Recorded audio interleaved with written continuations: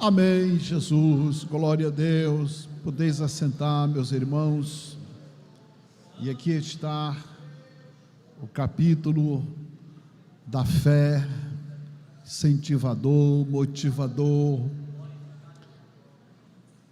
E muitas vezes nos nossos momentos, nos nossos vais e vens, nas nossas subidas, nas nossas descidas, a gente não lembra do capítulo 11 de Hebreus. E a gente, quando lê, quando medita, e a gente, quando se aplica, a gente percebe o nosso tamanho tão pequeno diante daqueles gigantes da fé. Porque tem coisa tão pequena que atrapalha a nossa vida, tem coisa tão insignificante que nos atrapalha, nos deixa abalados, abatidos, nos deixa desanimados. Quando a gente olha para a história destes heróis, a gente diz: meu Deus, como eu sou pequeno, como eu estou longe deles, como eu me deixo levar por coisas tão pequenas. E serve de fortaleza para a nossa fé, de firmeza para a nossa vida cristã. Glória a Deus. Deus abençoe, meus irmãos, gloriosamente. Nós estamos meditando esse mês sobre como o crente ser abençoado financeiramente. Se você analisar, tem bênçãos de Deus, de toda a natureza, de toda a espécie, para qualquer pessoa. E por que será que existem servos de Deus que vivem apertados financeiramente, debaixo de opressão, alguns endividados, alguns passando por momentos bem desagradáveis, alguns que até se deixam levar pelos empréstimos, e às vezes até empréstimos que não são legais, que mais tarde se tornam opressores e constrangedores. Se trata de um homem de Deus, de uma mulher de Deus, porque na verdade cada um de nós podemos passar por qualquer situação difícil, mas nós temos uma palavra bíblica muito forte que diz, o salmista disse: eu sou pobre e necessitado, mas o Senhor cuida de mim. O Senhor cuida de mim. Eu não sou desamparado, eu posso até não ter riqueza e posso até ser cheio de necessidade, mas eu não sou desamparado, eu não sou abandonado. Eu tenho o meu Deus e o meu Deus cuida de mim. E por que que tantos cristãos vivem financeiramente em aperto, enquanto há inconversos que vivem folgadamente? E isso é um tema que me chama a atenção, é um tema que eu estudo há algum tempo, é um tema que eu pesquiso há algum tempo, é um tema que eu olho. Eu não sou adepto da prosperidade como ela é pregada nos dias atuais, mas eu acredito na prosperidade de Deus na nossa vida. Eu acredito que Deus não nos quer vivendo em miséria. Que testemunho nós daremos de Deus se somos seus filhos e Ele é rico, é o dono de tudo e nós vivemos na miséria? Então há sempre uma causa, há sempre um motivo, há sempre um porquê, e que muita gente não procura se aprofundar, não procura conhecer, ignora e, sobretudo, não acredita. Por isso, dentro desse estudo que a gente já vem fazendo há algum tempo, tem um item que eu digo, a contribuição cristã, ato de fé. Dentro desse tema, contribuição cristã, ato de fé, nós vamos ver quem exercita a sua fé nessa direção. Quem está acompanhando já há alguma semana, sabe que eu disse na primeira oportunidade, que as nações, todas elas fazem suas oferendas para os seus deuses. Todas as nações, principalmente as nações pagãs. Você estudar sobre essas nações pagãs, você descobre que elas ofertavam grandes somas, grandes montantes para seus deuses, suas divindades, seus ídolos. Olhava assim para um pedacinho de barro e dizia: você é o meu Deus, portanto eu vou lhe dar 10 touros, vou mandar sacrificar 10 touros para você. Um pedacinho de barro nem ia nem vinha, não sentia nada, que a Bíblia diz que tem olhos, mas não vê, tem nariz, mas não cheira, tem ouvido, mas não ouve, tem boca, mas não fala, tem mão, mas não apalpa, tem pés, mas não andam. Mas aquele povo que adora aquela divindade que foi constituída por eles e para eles, acreditam nela, acreditam naquele pedacinho de gesso, acreditam naquele pedacinho de madeira, e investe ali. E a minha preocupação é quando se trata do povo de Deus, porque aquele povo é um povo que é não cristão, é um povo que é totalmente diferente. Mas quando se trata de alguém cristão, é alguém que conhece o Deus vivo e verdadeiro, conhece o Deus verdadeiro que é vivo. Ora, se aquela pessoa oferece tantas riquezas para um pedacinho de madeira ou um Deus que não é vivo, o que é que me impede de oferecer as coisas para o meu Deus que é vivo e verdadeiro? O que é que me bloqueia? O que é que me limita? E isso nós vamos descobrindo devagarinho, pensando, este é o mês da sua felicidade financeira, da sua prosperidade, da quebra dos seus traumas, da quebra das suas dificuldades, da quebra dos seus impasses, das pedras saírem do seu caminho, desde que você abrace a palavra de Deus, a palavra de Deus. Então nós vamos começar vendo assim, a contribuição cristã, ato de fé. Quando se fala em contribuição cristã, se fala de ofertar, consagrar alguma coisa ao Senhor. É a mesma coisa que sacrificar. O povo judeu sacrifica a Deus, ainda hoje sacrifica os holocaustos, os animais, e os animais são de acordo com as posses de cada pessoa. Se a pessoa é um fazendeiro grande, rico, oferece 5, 8, 10 bois. Se é um fazendeiro menor, oferece 3, 4. Se é um fazendeiro pequenininho, oferece umas cabrinhas, uns cordeiros. A lei permitia até que oferecesse aves mais simples, como oferta para Deus.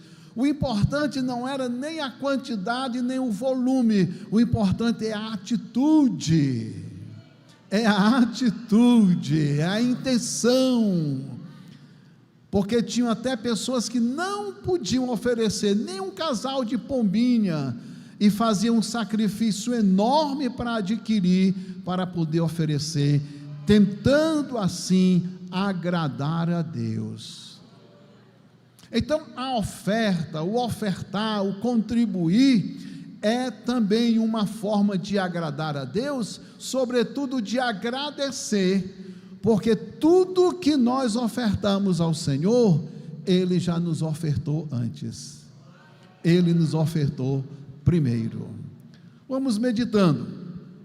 O maior ofertante não somos nós. Se você ofertar tudo que você tem de bens materiais para Deus, para a obra de Deus, você não será o maior ofertante. Olha que é difícil nos nossos dias, pelo menos nos meus assembleanos, se ofertar pelo menos um cabrito, viu? Se ofertar pelo menos um arrês.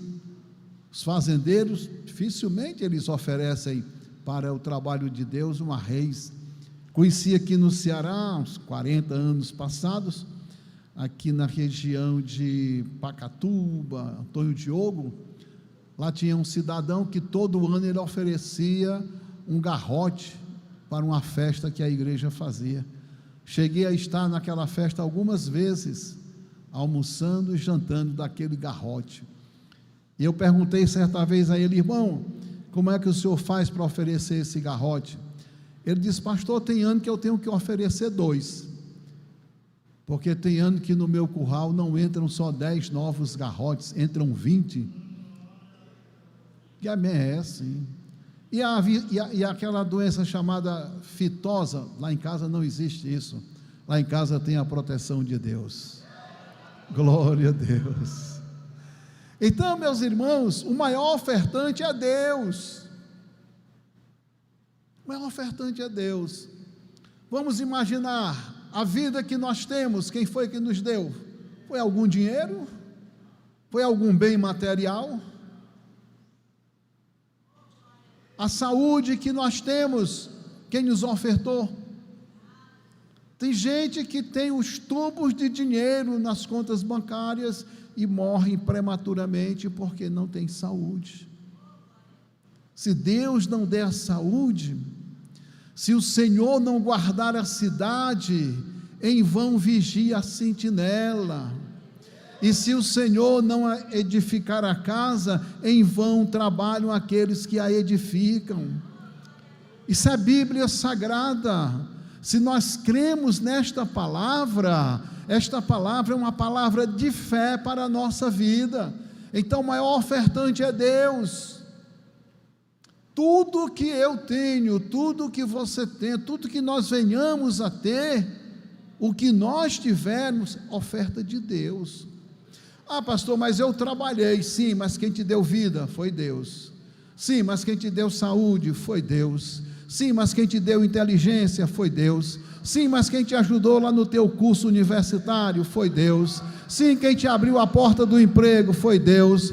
Quantas dificuldades você não passou, quantas portas você não bateu e elas estavam sempre fechadas, mas um dia Deus foi lá e abriu a porta. E quando Ele abre a porta, está aberta. O progresso é contínuo. Agora Deus pode abrir essa porta numa metrópole, numa megálope, pode abrir essa porta no maior país do mundo, mas pode abrir lá no deserto da tua dor, no deserto da tua aflição, lá na Serra da Conceição, lá em cima da serra, lá no matagal, Deus abre a porta e cuida de você. É Ele que faz isso, porque tem tanta gente querendo pelo menos uma brechinha e está fechado. Aí para você Deus abriu uma janela, abriu uma porta. Oh, maravilha!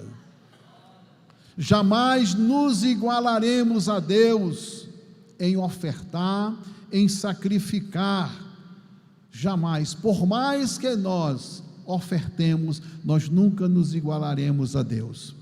A Bíblia diz que Deus amou o mundo de tal maneira, que fez o que? Deu, ofertou, sacrificou o seu Filho, para que todo aquele que nele crê não pereça, mas tenha a vida eterna. O apóstolo Paulo entendia muito disso. Ele disse: Deus prova o seu amor para conosco, pelo fato de haver Cristo morrido por nós, ou seja, se sacrificado por nós, sendo nós ainda pecadores. E às vezes nós nos esforçamos tanto para uma atitude material, uma atitude humana, e relaxamos tanto quando se trata das coisas do Senhor nosso Deus. Glória a Jesus. Em João, capítulo 15, versículo 13, está dito o motivo porque Deus fez esse sacrifício maior. Diz o texto: ninguém tem maior amor do que este, de dar a alguém a sua vida pelos seus amigos. Você imagina o grande amor de Deus, transmitido em Jesus, ao ponto dele sacrificar, dele doar a sua própria vida no holocausto do Calvário, pregado naquela cruz, sofrendo os grandes momentos ali, pelos seus amigos. Foi por você, foi por mim. Jesus deu a vida dele, sacrificou a vida dele. Em 1 Pedro 3,18 está dito: porque também Cristo padeceu uma vez pelos pecados, o justo pelos injustos, para levar-nos a Deus, mortificado na verdade e na carne, mas vivificado pelo Espírito. Jesus padeceu por mim, padeceu por você, e às vezes nós somos tão ranzinza, tão seguros, às vezes nós somos tão mão fechada com as coisas de Deus, às vezes nós pensamos 20, 30, 40, 50 vezes antes de fazer qualquer ação na obra de Deus, e já tem outros que travam o coração: eu não faço. Oh, meu irmão, deixa entrar a luz na tua vida, deixa a palavra entrar no teu coração, deixa Deus desbloquear as tuas finanças, deixa Deus desbloquear a tua vida financeira. Em 1 João 3,16, é epístola, nós já lemos evangelho, agora vamos ler epístola. Conhecemos o amor ou a caridade nisto, que Ele deu a sua vida por nós, Ele sacrificou a sua vida por nós, Ele foi e entregou-se à morte por nós, Ele foi o cordeiro, Ele foi o holocausto, Ele foi a oblação por nós. E agora João, que era um homem de um coração muito abençoado, ele disse: e nós devemos dar a vida pelos irmãos. Glória a Deus. Se às vezes nós temos dificuldade até de dar uma oferta para a obra de Deus, de entregar o dízimo do Senhor, ajudar numa construção, ajudar numa obra do trabalho de Deus, como é que vamos dar a vida pelos irmãos? Que a vida é vida, não é? Você está entendendo como funciona? Em 1 João capítulo 4, versículos 9 e 10 diz assim: nisto se manifestou a caridade ou o amor de Deus para conosco, que Deus enviou o seu Filho unigênito ao mundo, para que por ele vivamos. Era o Filho unigênito, quer dizer o quê? Único. Quem tem só um filho aqui, levanta a mão. Glória a Deus, parabéns para você, tem um filhinho, isso é bom. Quem tem 2? Olha. E 3? Alguém tem 5? Tem. Alguém tem 10? Ficou só nos 5 mesmo, não foi? Tem uma mãozinha aqui? Tem uma mãozinha aqui levantada? O senhor tem 10, né? Então, irmão Hugo, deixa eu lhe fazer uma pergunta. Já que o senhor tem 10 filhos, né? E certamente não é fácil você cuidar, educar, tratar de 10 filhos. Tem sempre um que dá mais trabalho do que o outro, assim. O senhor teria coragem de pegar o seu filho que lhe deu mais trabalho e sacrificá-lo por uma pessoa? É muito difícil, né? Uma decisão dessa aí, acho que só Deus mesmo. Seu filho, meu filho, pode ser a pessoa mais complicada, mais difícil, mais cheia de drama, que tenha criado vários problemas conosco, com a família, com a sociedade, mas você não tem coragem nem de mandá-lo para a prisão. você quer recuperá-lo. Eu não sei se vocês se lembram de um fato que aconteceu no Vale do Jaguaribe, numa cidade chamada Russas, há anos passados. Apareceu um cidadão, um sujeito com o nome de Fernando da Gata. Alguém se lembra desse nome? Alguém lembra? Fernando da Gata. Um bandido perigoso, um rapaz novo, matador, estuprador, praticou misérias pelo estado do Ceará. E um dia ele estava encantoado lá numa certa área, e foram buscar a mãe dele, para a mãe dele sensibilizá-lo para ele se entregar, que a polícia não queria prendê-lo assim de maneira mais grosseira. E ela deu uma entrevista, o repórter perguntou: e o seu filho? Tantos problemas, matou tanta gente, estuprou tanta gente, fez tanta miséria, tal. Ela disse: não, meu filho não é isso aí não, meu filho é tão bonzinho, ele cuida muito bem de mim. Está certo, porque é filho, meu irmão.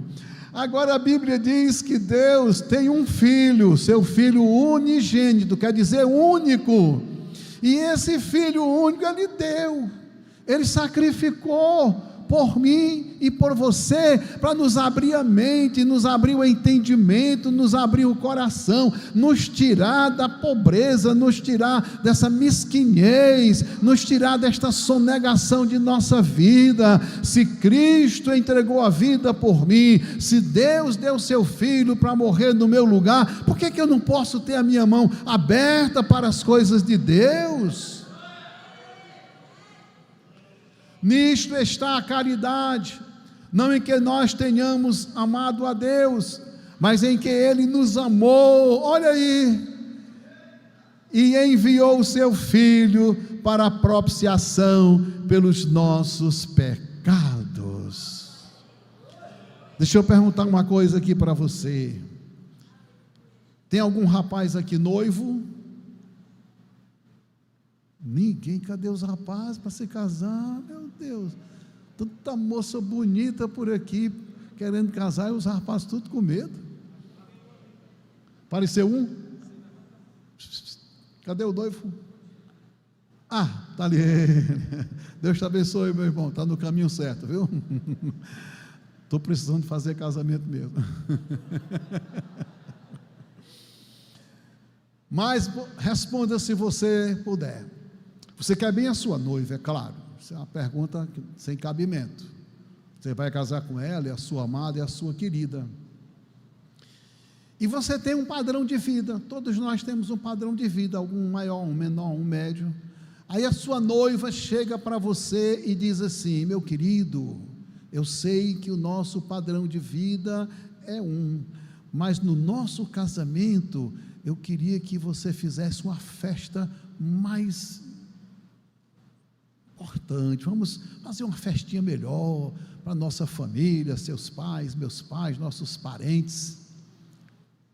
Aí você diz: meu Deus, eu já estou aí com meu cartão de crédito todo comprometido, tal, mas é um pedido da minha noiva, é a minha amada, é a pessoa que está aqui dentro do meu coração.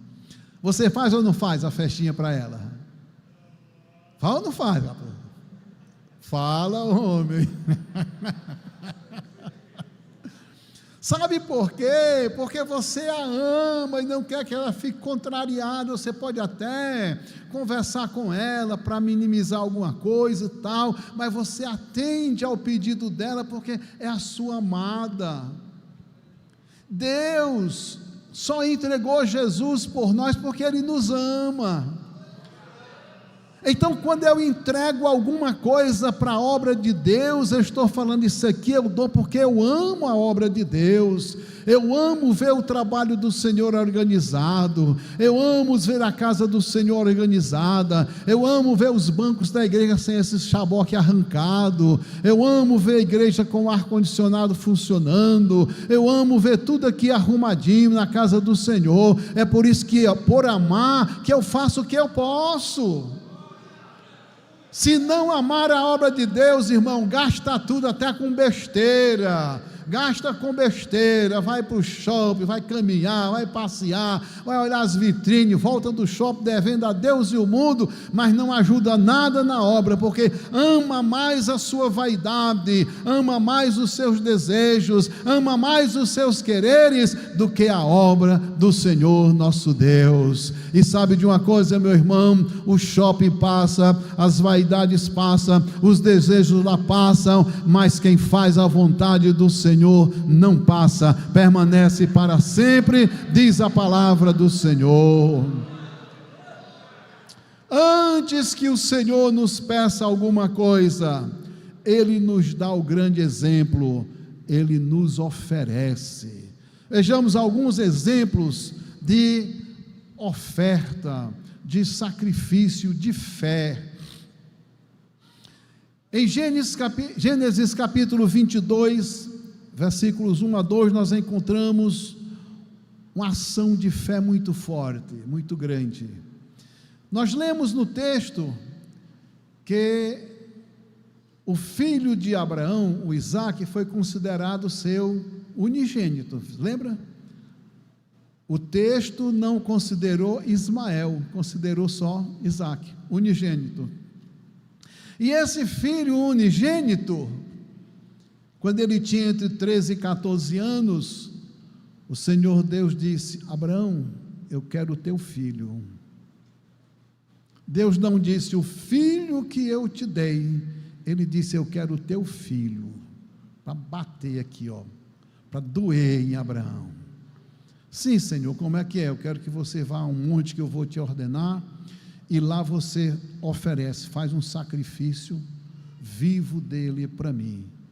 Deus nunca pediu isso a ninguém, Deus nunca pediu sacrifício humano para ninguém.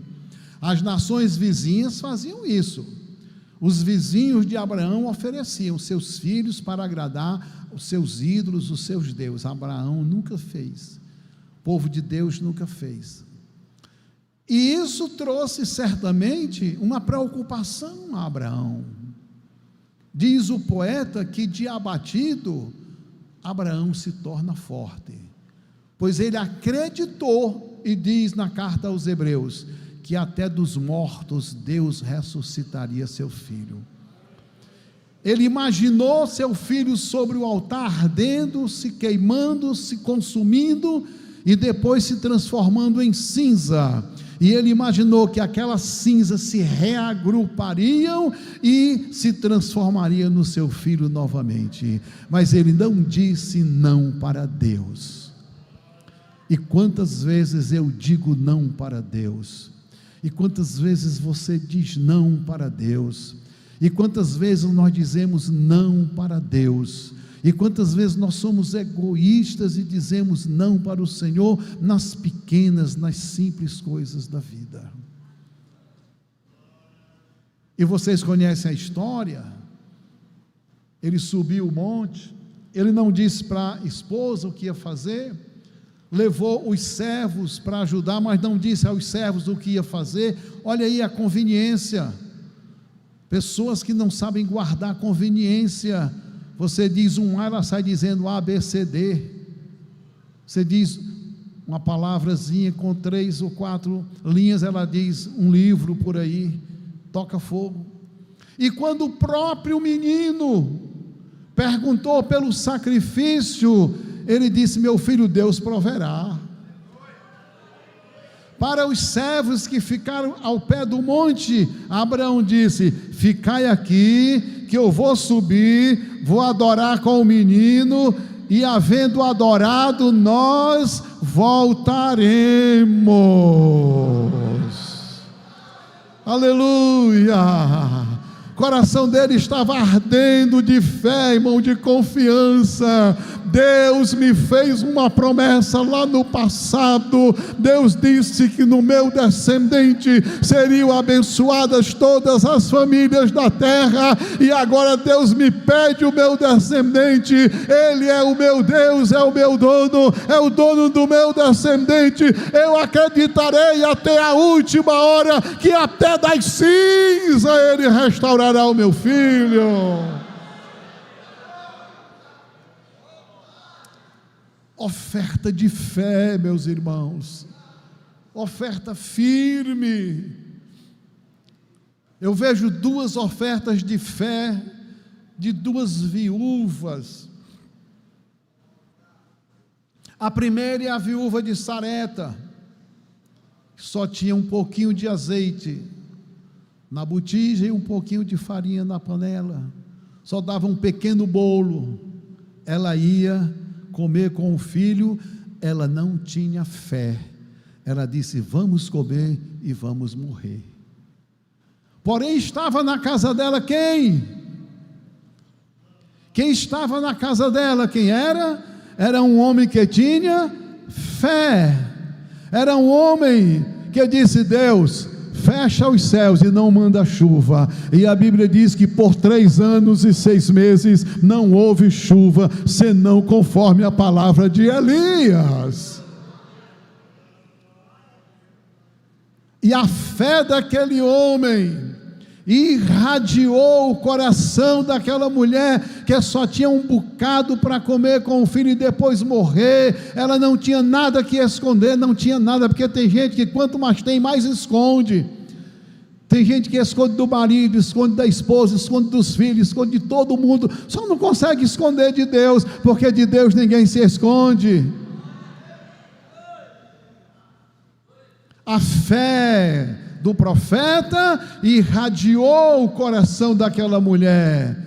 Ele disse: vá, faça primeiro para mim, eu é que vou comer o bolo, porque assim diz o Senhor, nunca mais faltará farinha na panela, nem azeite na botija. Nem diminuir de volume diminuía, todo dia tinha pão para almoçar e tinha pão para jantar, e o volume lá no recipiente era o mesmo, porque a fé irradiou o coração daquela mulher viúva, pobre, e ela acreditou na promessa de Deus. E a Bíblia diz: crede no Senhor e estareis seguros, crede nos seus profetas e prosperareis. Tem gente que vive na mesmice há muitos anos, não sai do salário mínimo, irmão, não consegue melhorar nada, porque não acredita na palavra pregada pelos homens de Deus. Um mentiroso chega e ilude, leva um bocado de coisa que ela tem, mas a palavra pregada da palavra de Deus, a palavra de Deus, ela não acredita. E a outra viúva que eu faço menção aqui, é aquela viúva lá nos dias de Jesus. Estavam no culto na sinagoga, e chegou a hora de fazer a oferta. Ai, Jesus também tirava a oferta? Tirava a oferta. E os oficiais foram levando o localzinho para colocar a oferta. Aí cada um colocava a sua. Tchucu, tchucu, tchucu. E sabe quem estava olhando a oferta de cada um? Você imagina? Jesus. Jesus estava olhando a oferta de cada um. Aí teve uma viúva que ela só tinha 2 moedas. Glória a Deus. 2 moedinhas.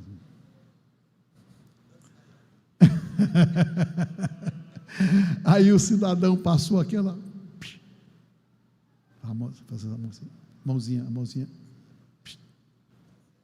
Aí Jesus disse: epa, viram aquela mulherzinha ali? Ela deu mais do que todo mundo aqui. Senhor, teve gente aí que deu soma grande. Sim, eu sei. Mas quem deu soma grande, Deus de tudo que estava sobrando, ela deu tudo que ela tinha, foi a maior oferta. Oferta de fé, de gratidão, de amor. Senhor, eu vou para a tua casa, eu vou para o culto hoje, mas eu só tenho 2 moedinhas, eu não vou nem comprar pão para comer, nem nada, eu vou levar essas 2 moedinhas e eu vou colocar lá no gasofilácio. Jesus fez o que, irmãos? Ele deixou passar em branco ou ele viu? Ele viu registrou, e hoje, mais de 2000 anos, nós estamos falando nesse assunto aqui. Porque ainda hoje tem essas viúvas que saem da fila do banco e vai direto para a casa do Senhor levar as 2 moedas. Ainda hoje tem essas viúvas que saem lá da casa que trabalha e vai direto para a casa do Senhor. Ainda hoje tem essas pessoas que na hora que pega o seu pequeno ou médio salário, vai direto entregar na casa do Senhor o que é devido ao Senhor. E para a gente fazer uma parada, um rapaz que só tinha uma oferta de 5 pães e 2 peixinhos. Já eram 3 dias, Jesus pregando e a multidão com fome da palavra, e Jesus pregando e o povo ouvindo. Jesus não tinha um microfone, Jesus não tinha um serviço de som que lhe ajudasse, era garganta mesmo, já estava mais ou menos rouco. Aí chegaram os seus discípulos: Senhor, despede essa multidão, manda esse povo ir embora, está todo mundo com fome. Eles deram a entender que eles também estavam com fome, né? Está todo mundo com fome. Aí Jesus olhou assim para eles e disse: dá-lhes voz de comer. Aí Jesus os colocou numa encrenca: dá-lhes voz de comer, vocês dê comida para esse povo. Senhor, de onde é que nós vamos tirar de comida para esse povo? 300 dinheiros não daria para comprar um pedacinho de pão para cada um. Aí chega um discípulo e diz: Senhor, é verdade, não temos nada, mas tem um rapaz ali, precavido, ele trouxe a merenda dele, ele trouxe 5 pãezinhos e 2 peixinhos, ele oferta. Tem certeza? Ele oferta, ele deixa de comer e entrega na mão do Senhor. E aí, irmão, o que você acha disso? Ele deixa de comer, ele também está com fome, mas ele deixa de comer e entrega na mão do Senhor. Aí teve outro que disse: mas o que é isso para tanta gente? Tem sempre os desanimadores, tem sempre os que querem puxar para trás. O cego dizia: Jesus, filho de Davi, tem compaixão de mim. Alguém dizia: ei, te anima, Jesus está te chamando. E outro dizia: te cala, cego, ele não vai te ouvir não. Tem sempre os desanimadores. Aí Jesus disse: ele doa, então manda o povo se sentar na relva aí, distribui o pessoal aí na relva. Aleluia, aleluia. 5 pães e 2 peixinhos, Jesus deu graças e deu para os discípulos, e eles começaram a distribuir,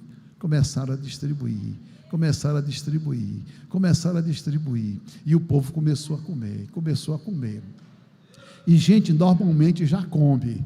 Agora imagina gente com fome, come 2 vezes mais, e o pão começou a multiplicar, e o peixe começou a multiplicar, começou a ficar gostoso, pão com peixe, peixe com pão, pão com peixe, peixe com pão, todo mundo comeu e ficou satisfeito, ninguém quer mais nada, está todo mundo satisfeito. Jesus disse: recolha o que sobrou para que não se desperdice nada.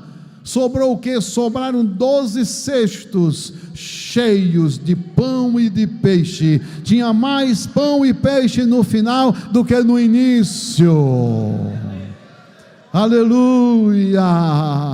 É preciso acreditar, meu irmão, é preciso confiar, é preciso ter a fé de que vai acontecer, de que Deus vai operar, de que Deus vai fazer maravilhas. Se aquela viúva que perdeu o marido e ficou com 2 filhos e a dívida, se ela não tivesse acreditado na palavra do profeta que disse: o que é que a senhora tem em casa? Tua serva não tem nada. Ela começou pela negativa: nada, senão um restinho de azeite. Não, tem alguma coisa, tem sempre uma coisinha, tem sempre um restinho de azeite. Ele disse: vá, junte a sua família, peça vasos não poucos, vasos limpos, e vá transferindo o azeite que você tem na sua vasilha para as outras vasilhas. Glória a Deus. Você sabe quantas vasilhas tinham ali? Tem quem saiba, mas eram muitas. E ela começou a trabalhar. Mais uma vasilha, meu filho, encheu. Mais uma vasilha, meu filho. Mais uma vasilha, mais uma vasilha, mais uma vasilha. Cada vasilha que chegava tinha azeite, cada vasilha que chegava tinha azeite, cada vasilha que chegava tinha azeite. Enquanto tinha vasilha desocupada, tinha azeite. As vasilhas terminaram, o azeite estancou. Mas só houve isso porque ela acreditou na palavra do homem de Deus. Vai, faça assim, assim, assim. Glória a Deus. Eu não sei quanto de azeite você tem lá na sua vasilha. Eu não sei como está a sua fé. Se você está igual aquela mulher que disse: vou comer o bolo e vou morrer, ela estava zerada de fé.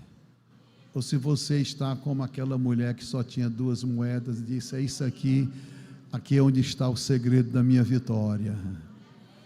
Ou se você está precisando de um milagre de Deus para multiplicar o seu azeite. Qualquer que seja a situação, acredite na palavra, acredite na palavra, e você vai ver o que Deus fará na sua vida e na sua história. Você vai ver as coisas se modificarem, você vai ver portas se abrirem, caminhos se abrirem, situações acontecerem. Você vai ver o seu lagar sendo cheio. Você vai ver como nos dias de Moisés, que Moisés pediu ajuda para construir o tabernáculo, e o povo trouxe tanto que ele disse: basta, basta, já tem demais. Você vai ver o seu celeiro cheio. Você vai ver o seu celeiro transbordando. Você vai ter boa medida, recalcada, cheia, transbordando. Mas não esconda nada de Deus, não evite de ajudar a obra de Deus. Deus que lhe salvou, que lhe perdoou, que entregou a vida dele por você. Não faça isso. Daqui uns dias Jesus te leva.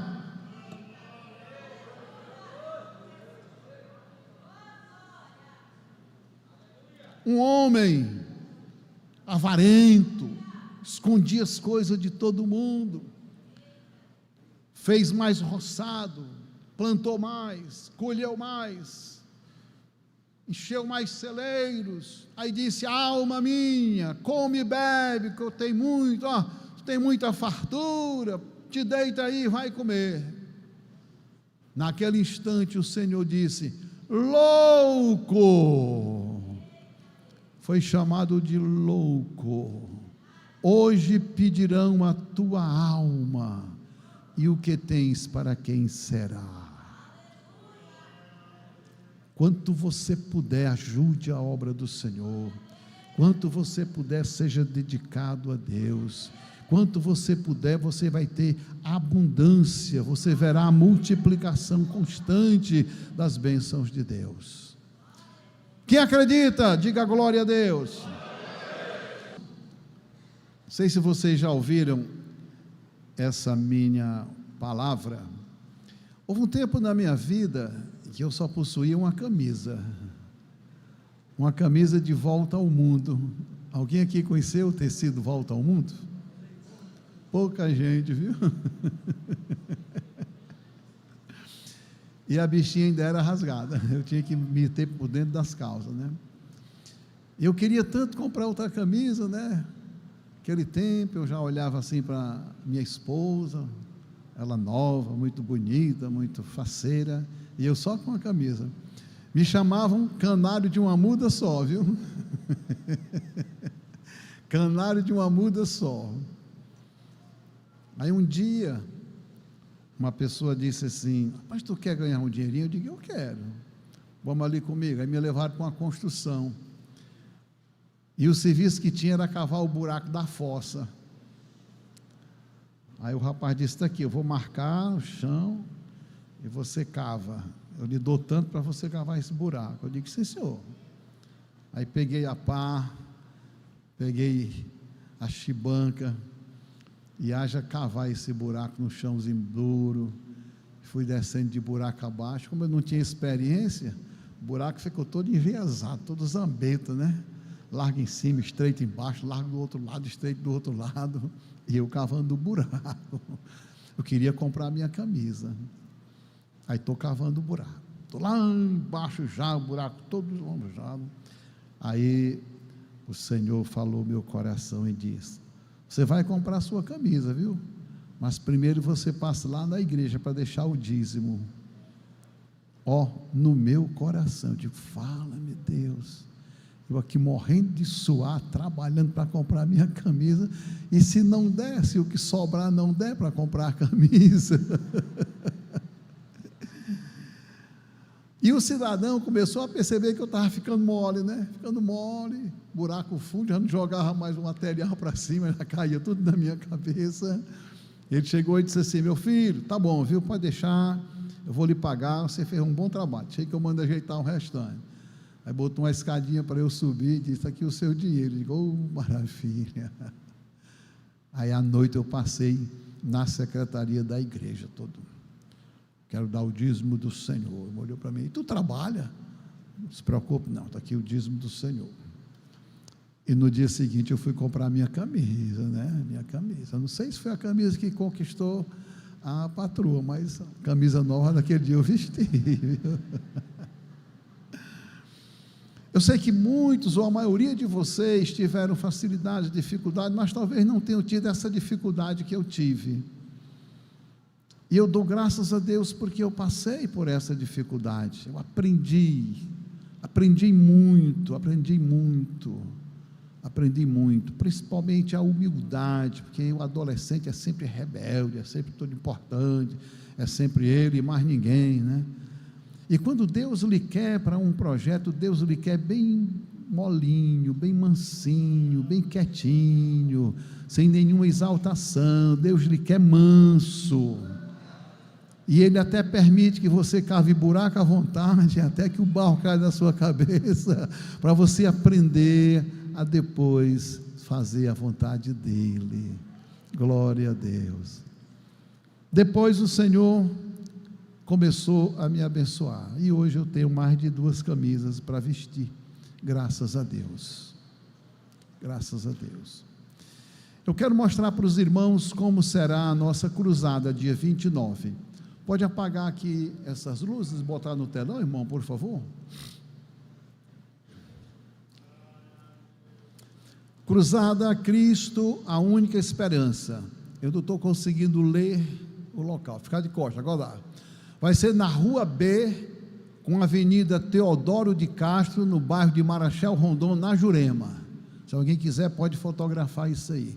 Será no dia 29 de março. 29 de março. Como isto está acontecendo? O setor 5 está organizando tudo isto lá. Serão os irmãos do setor 5 que vão fazer os conjuntos de adoração a Deus, o louvor individual. Lá a festa toda é da igreja lá naquela região. Nós iremos para ajudar. Pastor, se alguém da sede ou de qualquer congregação quiser ir, pode sim, a porta está aberta, está livre. Vamos fretar um ônibus para ir? Pode fretar o ônibus para ir. Nós vamos fazer uma topic? Pode fazer. Se Deus permitir, nós também estaremos lá apoiando o trabalho do Senhor. E a programação é muito interessante. Olha como será a programação. Passa para outra tela aí, irmão, por favor.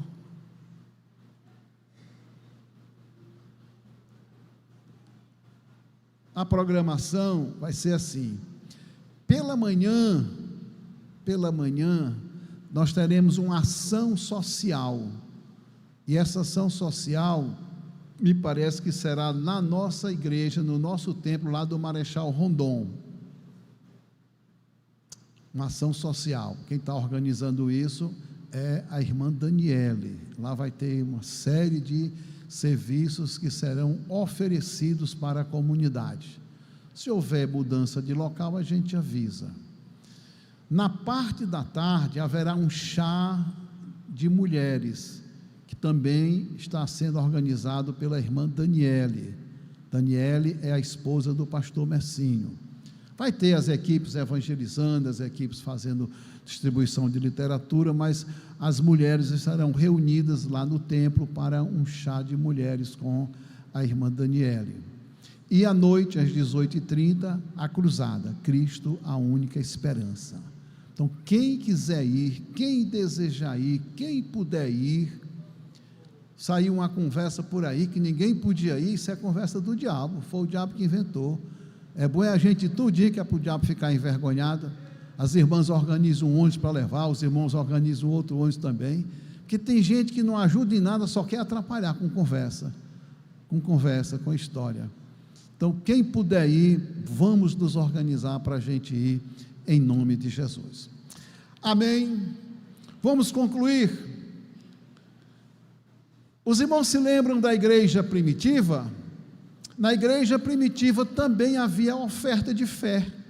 Barnabé fez oferta grande, vendeu propriedades, vendeu e doou para a igreja, para o serviço do diaconato, para os donativos da igreja. Barnabé. Nós também tivemos, meus irmãos, ofertas voluntárias e em abundância para a construção do tabernáculo. Eu já citei que ofertaram tanto que Moisés pediu para recolher. Nós temos a história de fé de Maria de Betânia, aquela mulher que fez uma oferta extraordinária. Aí você veja como tem crente e até obreiro incrédulo. Tem crente e obreiro que não quer ver a obra de Deus avançar, não. Quando a mulher pegou aquele nardo, aquele perfume de grande valor, que colocou no corpo de Jesus, que o perfume encheu a casa, aí apareceu lá o obreiro incrédulo. O obreiro incrédulo estava lá, e diz: para que esse desperdício? Para que essa mulher faz isso? Isso poderia ser vendido por 300 dinheiro e se daria aos pobres. E aí o escritor diz que ele disse isso não porque ele tivesse misericórdia dos pobres, é que ele era desonesto e, sendo o tesoureiro, ele tirava as ofertas do ministério do Senhor para ele. Quanto mais oferta entrasse, mais oferta ele desviava, desvio de finalidade. Você vê como tem gente que não quer ver a obra. Aquela pessoa que chega perto e fala: pai, não dê dízimo não, não dê oferta não, faça isso não, está lhe atrapalhando e está sendo um instrumento do inimigo contra o trabalho de Deus, irmão. Pelo amor de Deus. Quer que você continue padecendo, sofrendo, sem nada, e ele dando gargalhada, enquanto os que estão ajudando vão avante. Os membros da igreja primitiva também fizeram ofertas de fé com suas propriedades. Meu irmão, minha irmã, você já pensou numa oferta de fé para o trabalho de Deus? Você já pensou em fazer um desafio a você mesmo? Já pensou em fazer um desafio a você mesmo?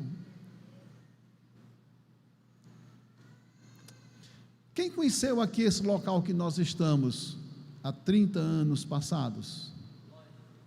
Pouca gente, né? Aqui era um buraco feio, viu, irmão? Um buraco feio. Que onde nós estamos deveria dar uns 2,5 metros de altura só de água no inverno. Tinha quem quisesse isso aqui, era abandonado. Era esgoto. Esgoto. Tinha um mercado aí chamado Malvina, que é outro, esse novo aí, já foi derribado umas 3 vezes, foram derriba e faz. O último é esse aí que está por terminar. E na época tinha um movimento grande aí, grande. E o esgoto de lá, dos banheiros, tudo vinha para cá, para dentro. E o Senhor Deus, eu indo trabalhar, passando ali ao lado, Deus me mostrou o templo aqui. Ao invés da lagoa, eu vi o templo. Aí eu parei o carro, voltei e disse: meu Deus, estou vendo uma miragem, esse templo, desse formato. E eu disse: Senhor, se tu tens um projeto ali com a tua igreja, manda o dono me procurar, que eu não sei quem é. 15 dias o dono me procurou, disse: pastor, eu vim lhe vender um terreno. Digo: aonde, meu irmão? Ali na esquina. Qual a esquina? Na esquina daí. Eu digo, naquela lagoa? Naquela lagoa, pastor. Para que eu quero aquela lagoa? O senhor construiu a igreja. Ele foi bem taxativo. A viúva dele está por aqui nos ouvindo. Em algum aqui ela está nos ouvindo. Aí eu disse: se o senhor tiver preço e prazo, eu compro a lagoa, não tem problema não. A gente estava no antigo templo.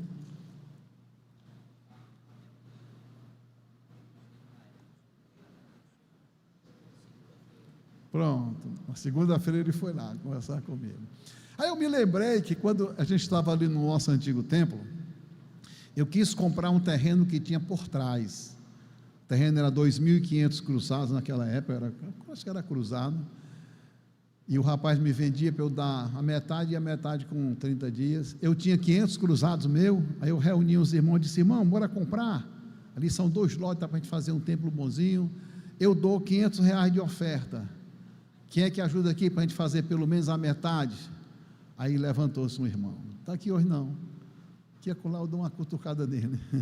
Eu disse: pastor, para que o senhor quer aquele terreno? Você vai criar cará ali, é? Porque no inverno ficava meio metro d'água lá. Aí os outros, eu digo: irmão, eu dou graças a Deus porque você naquele dia deu aquela palavra negativa, viu? Deus não nos queria ali, Deus nos queria aqui. O milagre não ia ser lá, o milagre seria aqui. Aí naquele dia eu fechei o negócio com aquele nosso irmão. Nós pagamos em 23 parcelas. E fomos pagando, e a lagoa aqui, Lá pelo mês de setembro, quando a lagoa secou, depois eu conto direitinho com detalhes para o irmão. Porém, tinha uma água que descia ali daquela avenida, aquelas ruas por ali, passando aqui por dentro desse terreno, caía todo aqui dentro. E aí o pessoal disse: se eu só construir aí, aquela água vai para onde? Eu disse: meu Deus, o que eu faço? Aí eu resolvi fazer uma oferta de sacrifício. Na época eu possuía uma Paraty bem bonitinha, cor vinho, ar-condicionado, beleza de carro. E eu procurei saber quanto eu gastaria para fazer um canal, que aí na frente tem um canal que é nosso, é da igreja, nós fizemos, são 160 metros de canal, sai lá daquela esquina e vem até aqui nessa esquina. Aí o cidadão disse: eu faço isso aí por 9.000 cruzeiros, 9.000 reais já talvez, né? Eu disse: pois eu quero que o senhor faça, pode encostar as máquinas, vai começar a cavar. E ele trazia os anéis, anel padrão DERT, vinha lá do Eusébio, nossa carreta trazendo os anéis, mas eu não tinha o dinheiro. Eu digo: eu tenho a Paraty. Eu botei a Paraty à venda. Botei, e o rapaz encostando os anéis, cadê dinheiro?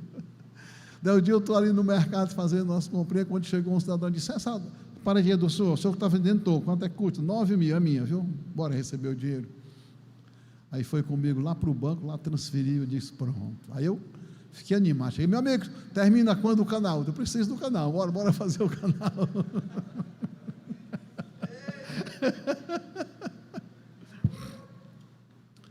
Dei essa oferta, foi uma oferta que eu fiz de todo o meu coração, e louvo a Deus por isso, não me fez falta. Depois eu vou dizer para vocês, eu vou marcar um dia aqui, talvez na Santa Ceia, para eu dizer, essa sementinha pequenininha que nós plantamos aqui, de 9.000 reais, a minha Paratyzinha, que não era minha, era do trabalho de Deus, você vai saber o que ela frutificou na minha vida,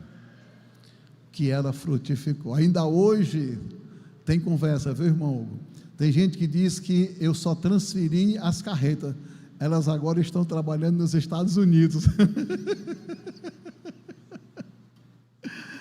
Dessa sementezinha, vou só adiantar para vocês, Deus me deu 7 carretas, transportando aqui pelo Brasil todo, pelo norte, pelo nordeste. Foi o tempo que mais eu vi dinheiro na minha vida, é que toda semana chegavam 2, 3 carretas e os fretes entrando.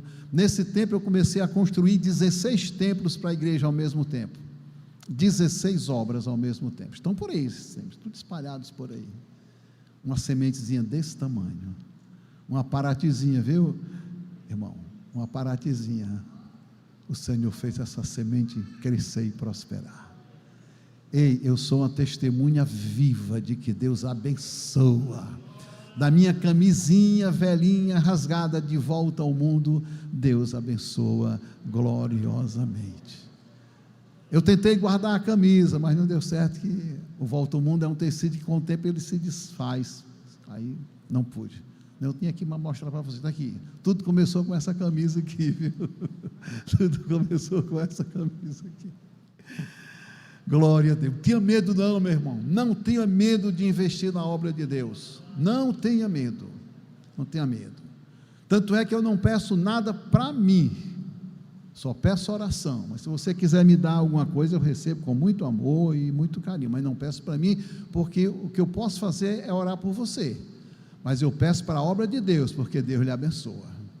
Aí o poderoso lhe abençoa gloriosamente. Assim sendo, meus irmãos, a contribuição cristã é um ato de alegria, é um ato de obediência, é uma semeadura, é um projeto do coração, um projeto de amor. Você projeta no seu coração: quero fazer isso para o meu Senhor. Você imagina a alegria daquela mulher na manhã da ressurreição. Ela levou perfumes, ela levou especiarias para jogar no corpo de Jesus. Aí chegou lá, não encontrou o corpo de Jesus, ficou ali chorando. Aí Jesus começou a vê-la. Ela pensava que era o jardineiro. Se o Senhor levou o meu Senhor, me diga que eu vou buscar.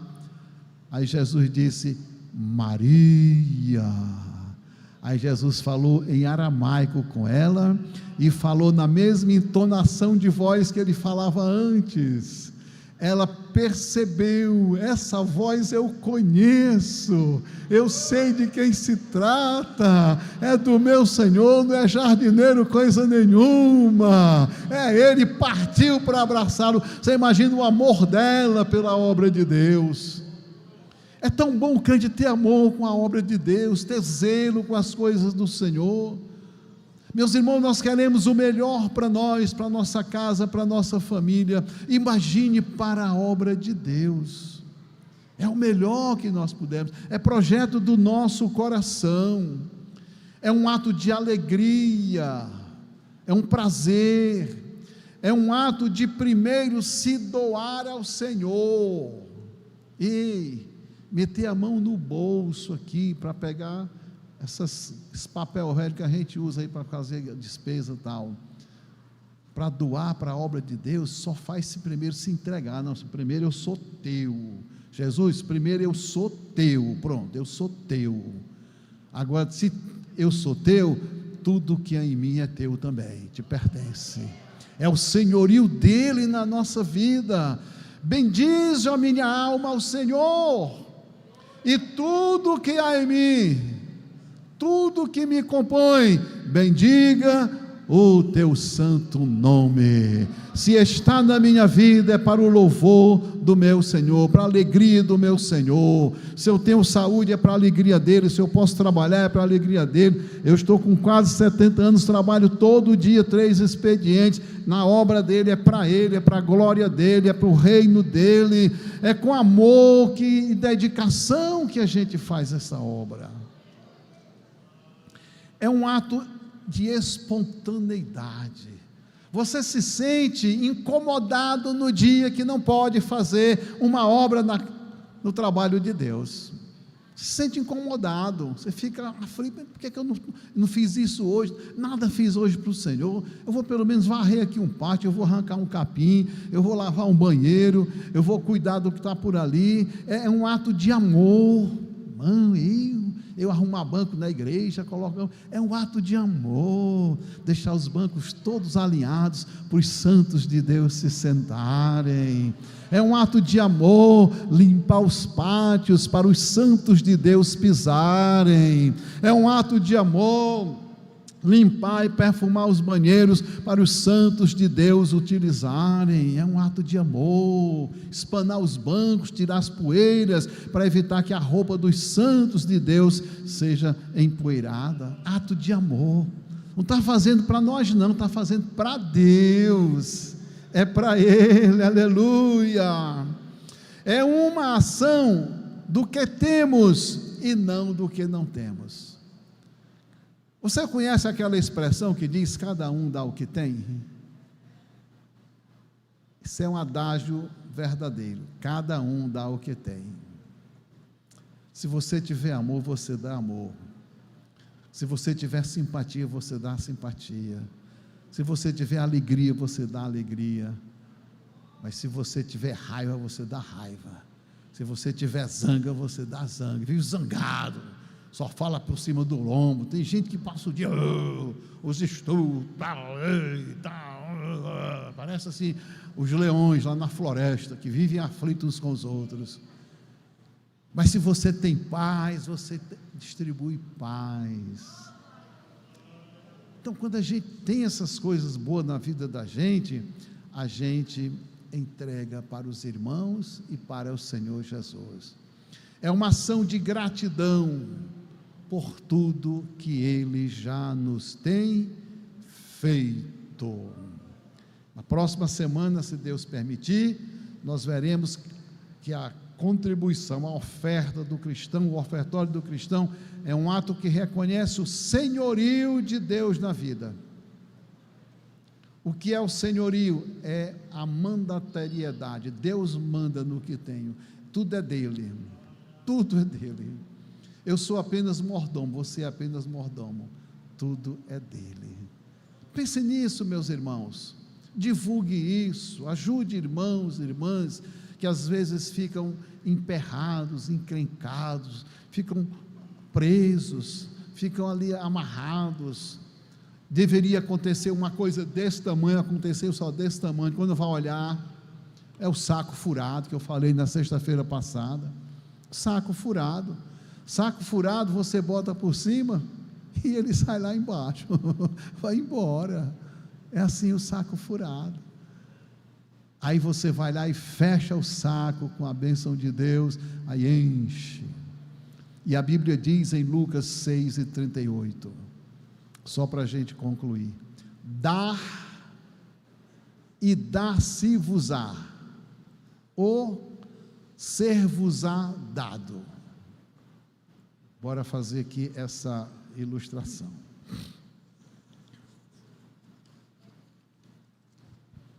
Dar, pronto, estou lhe dando isso aqui. Agora, ser-vos-á dado, aí você me dá os dois. Como é que eu recebo de volta? Boa medida, é a Bíblia que diz, recalcada, sacudida e transbordante. Você já viu alguém socar um saco? Está botando aqui, está botando algodão em saco. Saquei muito algodão. Você vai socando e vai socando, que é para caber mais. Soca. Depois você sacode, arrocha. Um saco que só pegava 50 quilos, você bota 100 quilos de algodão. Porque você deu. Aí você tem boa medida, recalcada, cheia, transbordante. Ato de fé é a contribuição. Deus abençoe, meu irmão, a todos nós, que nós entendamos esse segredo, esse mistério. Não se trata de aumentar os bens nem os recursos de ser humano algum, se trata de amor e zelo pela casa do Senhor. E Jesus disse: o zelo dessa casa me consumirá. Cuidado com a obra de Deus, cuidado com o culto, cuidado com o hino, cuidado com a oração, cuidado com o louvor, cuidado com a consagração, cuidado com a escola, com o ensino, com a doutrina, cuidado com os irmãos, o acolhimento aos irmãos, o trato com os irmãos. A gente sabe que tem irmão que é uma ovelha, mas é uma ovelha bem delicada, mas tem irmão que é uma ovelha cheia de carrapicho, e por onde ela passa, ela vai arranhando com os carrapichos dela. Tenha calma, tenha paciência com a ovelhinha. E no meio das ovelhinhas tem os carneiros. Carneiro da amarrada, meu irmão. Ovelha não dá amarrada, mas carneiro dá amarrada. E o pior é que no meio do rebanho aparecem uns bodes. O bicho, além de cheirar mal, é zoadento. Quando você vê um crente fazendo muita confusão na igreja, ele arranjou o espírito do bode. Bode é que anda fazendo confusão com todo mundo. O carneiro, ele dá amarrada, mas ele não faz confusão, não faz barulho. Mas o bode faz barulho. Agora a ovelha não. A ovelha é uma bênção do céu. É assim que é preciso ser. Cada um de nós, de per si, amando, valorizando e cuidando de cada um. Aquele que se considera mais forte ajuda os mais fracos, e aqueles que se consideram mais fracos buscam o Senhor para se fortalecer, e vamos assim esperar a volta do Senhor Jesus. Glória a Deus. Amém. Vamos adorar a Deus.